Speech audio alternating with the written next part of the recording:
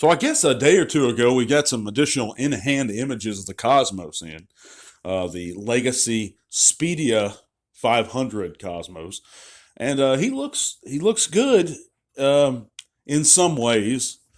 Um, I'm just going to give you my honest opinion about this, guys. I'm just going to take the gloves off. I'm not trying to offend anybody. I'm not even trying to alienate any of my listeners, anything like that. As few as they are, but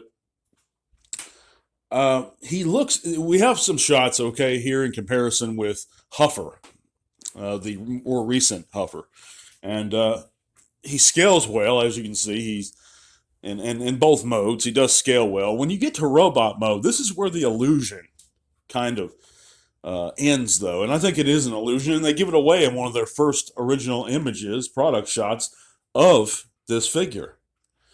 Those forearms are almost unforgivably hollow.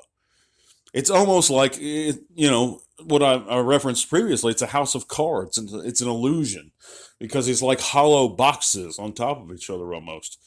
It's almost insane. That hollow. I know they're trying to save on cost and all this here, but the cost of Transformers is going up. The quality should not be going down at the same time. We can look at the older versions, the Titans Return version. There's very little hollowness. It was, by and large, it was a very solid figure. In my opinion, it still holds up to this day. Now, am I saying, based on this, you should stay with the Titans Return? No, I'm not necessarily, anyway. I may end up doing that, though, myself, because, while the Titans Return one it took some stylistic liberties, it was an update of the G1 character. It looked like a good IDW-styled Cyclonus. I think the alt mode actually looks more slick, although, again, being stylized than the original one. Now, the other one, the Speedia 500 Cosmos, does have a great-looking alt mode. I'm not going to lie there. I do enjoy the way it looks. But to me, there's just no excuse for that level of hollowness. And they're very careful to not show you and reveal that in these new revealed in-hand product pics or in-hand pictures of it. They're very careful at what angles they show you. They're not going to show you that big giant gaps in the arms. And I'm sure again, there'll be folks that'll say, they're going to come out with a gap filler kit pretty soon for it. Yeah, but they shouldn't have to. A gap filler kit? I mean, is that what's required for most Transformers now? I know they came out with one for Redgar. They got one for every mold, it seems like now, you need to buy an additional kit just to fill in the gaps. With the Cosmos, it's not going to be any different. Except these are going to be way larger because the gaps are huge. I mean, I think you could probably fit a whole damn Fruit Loop in there or something.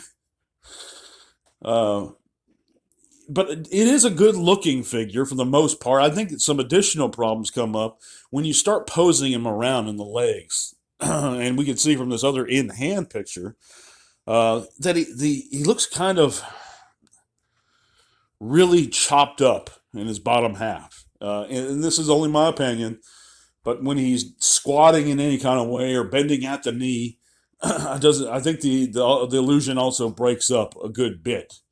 And it hurts the look of that sculpt. I think standing straight up with his arms by his side, he probably looks fantastic, or he does look fantastic. When you're looking at him from angles or he starts cutting poses, that's where the problems come up. And I think the problems come up mostly in robot mode, which is a big, big flaw because we display most of our figures in robot mode.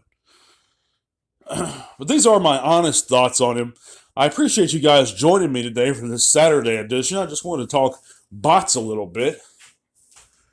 I guess we'll go over the Jyaxus too, because we recently see Jyaxus getting in the hands of many people, even in the United States. You can order them right now on Amazon, I believe, for about $35, $33, something like that. At least as of this recording. Now, the mold looked great to me for Jyaxus. I was excited about seeing it. After carefully examining the pics and stuff, that white plastic has me worried to a large degree, and I am concerned with things like yellowing. I am concerned with the plastic having a cheap feeling to it. I have yet to talk with anyone who owns it in hand, But there's just a few questions that arise with me. And the mold itself does look great. So I think I'm going to take a wait and see approach. I'd like to see it in person first. I'm sure my locale will get the Gy-Axis. But I hope you guys are doing well. I'm just coming off this long work week, having a little bit of a rest period at the moment, trying to recover from it.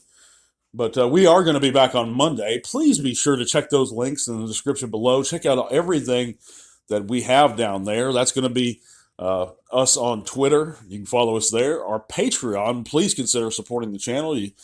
We're going to have more giveaways coming shortly. But yeah, guys, I just wanted to get that out there. See how you guys are doing. God bless. We'll be back on Monday. Tell all are one. This podcast is made possible in part thanks to the amazing support of our patrons. Click the link to our Patreon in the description below if you'd like to help keep Tea Talk Raw going strong. Thank you.